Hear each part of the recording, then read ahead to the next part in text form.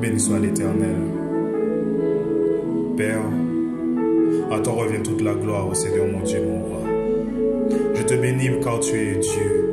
Tu es l'Éternel Tout-Puissant, le Dieu des armées, le Saint d'Israël, l'Alpha et l'Oméga, le premier, le dernier, le commencement et la fin. Tu es le Créateur de toutes choses, Seigneur mon Dieu, mon roi. À toi reviennent la louange et l'adoration. J'élève ma voix, Père éternel, afin que quiconque entend ce message, Père éternel, soit touché par ta puissance, Seigneur mon Dieu, mon roi.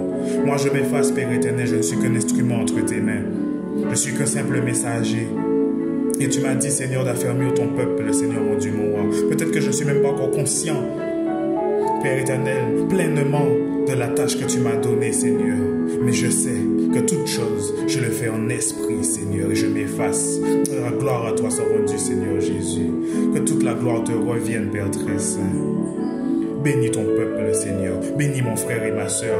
Bénis mes amis, Seigneur. Bénis toutes ces personnes, Père éternel, toutes ces personnes, Seigneur mon Dieu, mon roi, qui écouteront ce message, Seigneur. Touche-les et que ton esprit se tienne derrière ta parole. Car je n'ai aucun pouvoir à part celui que tu m'as donné par la foi.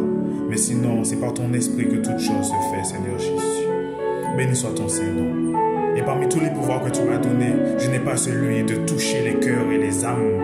Je ne sonde ni les cœurs ni les reins. Ça, c'est toi seul qui peux le faire. Je ne peux que déposer, je ne peux que semer, mais c'est toi qui fais croître, ô Père éternel. Béni soit ton Saint-Nom, Seigneur. Alléluia. Nous t'aimons et nous t'adorons, Seigneur. Oh, Jésus. Merci pour ton amour. Ton immense amour, oh Jésus, oh Jésus. Merci pour ta mort sur la croix, merci pour ton sacrifice, merci pour ton sang précieux qui a coulé et qui nous purifie chaque jour. Merci pour ton sang que nous réclamons, Seigneur, sur nos vies, sur nos maisons, sur nos familles, sur nos projets. Ton sang est précieux. Et à la croix, tu as tout accompli. Même pas l'ange de la mort ne peut passer où il y a ton sang. Merci. Merci pour ce sacrifice que nul homme n'aurait pu faire. Béni soit ton Saint-Nom, Seigneur Jésus. Nous t'adorons. Nous t'adorons, Seigneur. Alléluia. Peuple du Dieu vivant, bonsoir. Frères et sœurs et amis, je bénis l'Éternel pour tout ce qu'il fait à travers ses serviteurs. Je bénis le Père, le Fils et le Saint-Esprit. Mais je remercie amplement le Saint-Esprit, car le Saint-Esprit, c'est un travailleur. Il travaille jour et nuit constamment. Il n'y a pas de frontières. L'Esprit de Dieu est là et il agit. Et il faut le respecter. Et où il aime agir, c'est dans la multitude des saints. Quand la multitude des saints sont réunis, c'est nous les saints, nous que Dieu a justifiés. Nous, par le sang de l'agneau, nous avons été sanctifiés. Et il y a une puissance qui se dégage quand des frères et sœurs sont réunis dans le nom de Jésus. Je bénis le nom de l'Éternel, car mon premier message a touché plus d'un, et ce n'est pas par ma force, ni par ma puissance, mais par celle du Saint-Esprit. C'était mon premier message. Et aujourd'hui, je viens donner un autre message que le Saint-Esprit me pousse à annoncer, à partager. Le premier message était sur la justice de la foi. Car c'est cette justice qui nous sauve, pas la loi. Mais c'est la foi en Jésus-Christ. Quiconque confessera que Jésus-Christ est mort et ressuscité aura la vie éternelle. Comme la parole le dit, celui qui croira en moi aura la vie éternelle. C'est le commencement, c'est la base. Aujourd'hui, Dieu veut, pour montrer que le Saint-Esprit, c'est dans une continuité. Aujourd'hui, le Saint-Esprit me met à cœur de parler sur la communion fraternelle. C'est très important, la communion fraternelle. C'est à ne pas négliger. Car où deux ou trois sont réunis dans le nom de Jésus. Jésus au milieu d'eux. Mais Matthieu 18, 15 nous le dit. Non. Ouais, Matthieu 18, verset 19, excusez-moi, nous le dit. Où deux s'accordent dans le nom de Jésus, nous nous demandons une chose. Quelle que soit la chose, il nous l'accordera. C'est ça, la puissance d'une communion fraternelle. Mais il y a une autre profondeur. Il y a des choses qui se dégagent dans la communion fraternelle. Pourquoi Jésus a mis l'accent sur la communion fraternelle? Jésus nous dit plusieurs fois dans la parole, nous allons retrouver les uns les autres. Par exemple, Dieu nous dit dans Jean 13, au verset 14, nous allons le lire ensemble, pour ceux qui veulent bien me suivre. Jean 13, au verset 14, nous dit: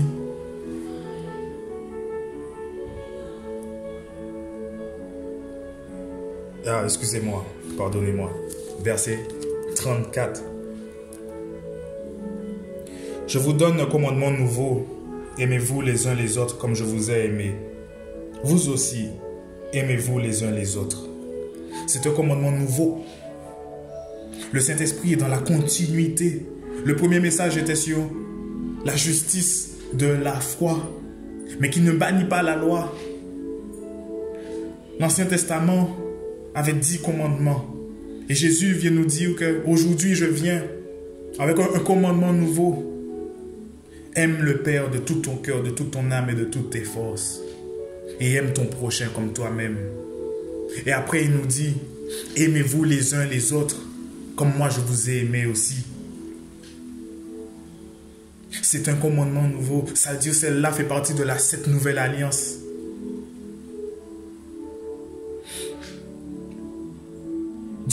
Jésus est venu nous enseigner c'est quoi l'amour. Il est venu manifester l'amour. Nous savons que Dieu est amour. Et nous savons que Jésus est venu de Dieu. Donc, si Jésus est Dieu, Dieu est amour, tout ce que Jésus a accompli parmi les hommes, c'est l'amour. Et il nous demande à nous aussi. Et c'est même un ordre qu'il nous donne de nous aimer les uns les autres. Mais ce que je veux partager avec vous, c'est pourquoi dans la parole, on retrouve très souvent les uns les autres. Comme par exemple, aimez-vous les uns les autres. Où il nous dit dans Jacques 5 au verset 16, confessez vos péchés les uns les autres. Galates 5, 13, il nous dit, rendez-vous par la charité, rendez-vous par l'amour, serviteurs les uns des autres. 1 Thessaloniciens 4 verset 9, qui nous dit que l'amour fraternel,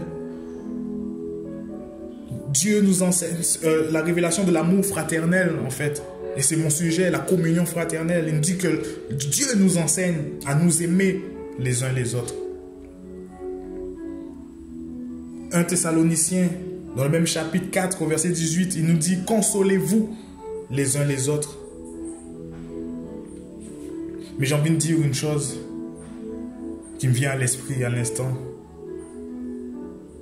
C'est que pour que la communion entre frères soit efficace, il faut que déjà la communion individuelle avec Dieu soit efficace.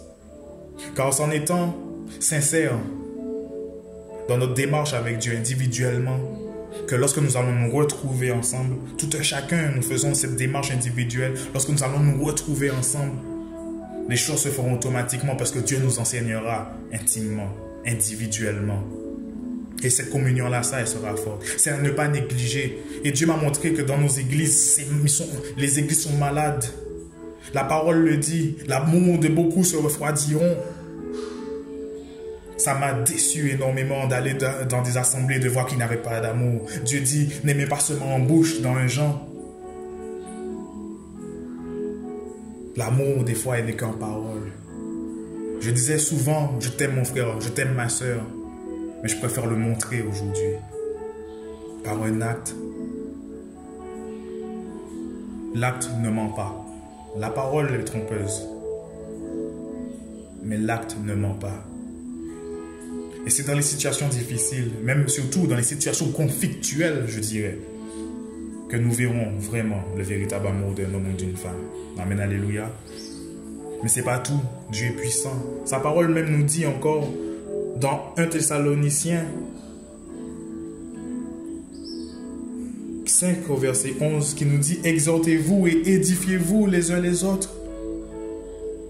1 Corinthiens 16 au verset 20 « Saluez-vous les uns les autres ». Des fois, plus bas encore, il nous dit « Saluez-vous par un saint baiser ». Romains 13 au verset 8 qui nous dit « Ne devez rien à personne, si ce n'est seulement de vous aimer les uns les autres ». Il y a un passage, je sais, qui nous dit aussi « Priez les uns pour les autres ». Éphésiens, celui que j'aime, Éphésiens 4 au verset 2 nous dit « Supportez-vous les uns les autres ». Colossiens aussi 3 verset 13. Après, il y a d'autres passages encore où vous allez retrouver les uns les autres. Colossiens 3 verset 16, Hébreux 10 verset 25. Mais celui que j'aime et que je veux que vous reteniez, c'est 1 Jean 4 au verset 12 qui nous dit « Si nous nous aimons les uns les autres, Dieu demeure en nous. » Aujourd'hui, mes frères et sœurs, je vais vous demander pourquoi Jésus a mis l'accent sur la communion fraternelle. Pourquoi Jésus a mis l'accent sur « Aimez-vous les uns les autres ». Et je me suis posé la question, il ne faut pas avoir peur de poser les questions à Dieu. Dieu répond, il aime qu'on lui pose des questions. Seigneur, pourquoi? Je lui ai posé la question, Seigneur, pourquoi mets-tu l'accent sur aimez-vous les uns les autres, supportez-vous les uns les autres? Dieu m'a répondu en esprit que tout cela, ça englobe la communion fraternelle. Ça fait partie de la communion fraternelle. Entre frères, on doit s'aimer. Entre frères, on doit prier l'un pour l'autre. On doit se supporter.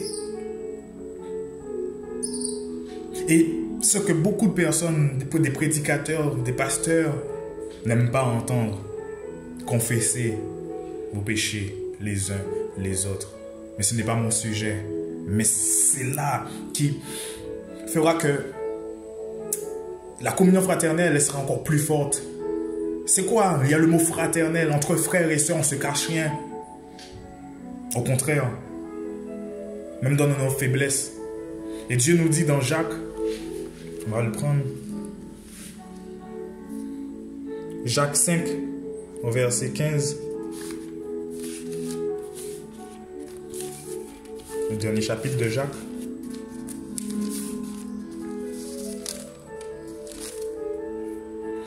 Qui nous dit: la prière de la foi sauvera le malade, et le Seigneur le relèvera. Et s'il a commis des péchés, il lui sera pardonné. Confessez donc vos péchés les uns les autres et priez les uns pour les autres. Amen, je cherchais le verset. Priez les uns pour les autres, afin que vous soyez guéris. La prière fervente du juste a une grande efficace. C'est une grande efficacité. La parole de Dieu se tient. Dieu se tient derrière sa parole. Amen. Alléluia. Je veux que le Saint-Esprit puisse toucher le cœur de mon frère et de ma sœur en ce moment. La parole de Dieu n'a point de mensonge en lui, en elle.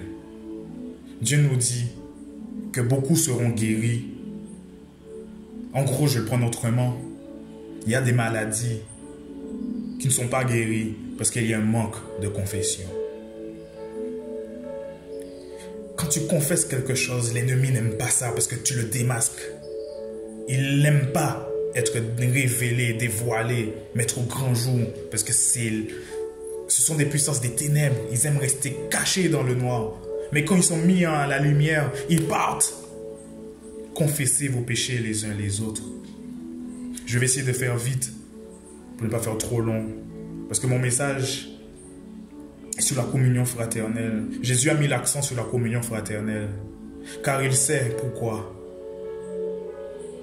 Parce qu'il sait qu'un frère seul ne peut pas aller loin. Il sera éprouvé, car il y a la puissance des ténèbres qui s'acharnera sur lui. Il m'a donné l'image des allumettes. Prenons l'image de 2 allumettes, par exemple, ou de 3 allumettes. Admettons que ces allumettes-là, ce sont nous. Elles sont allumées.